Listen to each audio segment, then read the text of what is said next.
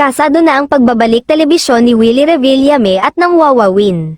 Naganap noong Martes Santo, March 26, 2024, ang huling pag-uusap nila ng TV5 Network Management. Inaasahang magaganap ang pirmahan ng kontrata ng magkabilang panig sa April 2024. Siguradong ikagagalak ito ng mga taga-subaybay ni Willie at ng kanyang game at public service program.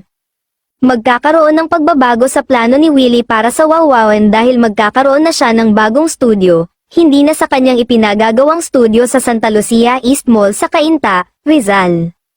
Nauna nang lumabas ang mga ulat na magiging back-to-back program ng kapatid network ang Itbulaga at ang Wawawan, pero malalaman ang desisyon ng TV5 management at ni Willie sa mga susunod na araw. Ang Media Quest at ang Goodwill Production ni Willie ang mga producer ng Wawawin. Samantala, umani naman ng sari-saring espekulasyon ang lumabas sa social media na larawan nina Willie at Coco Martin.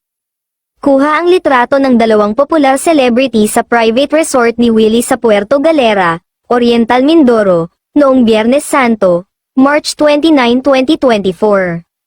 Kasama nina Willie at Coco sa larawan ang mga co-star ni Coco sa FPJ Batang Quiapo na sina Cherry Pie Picache at John Estrada, nakasama naman ang misis na si Priscilla Meirelles.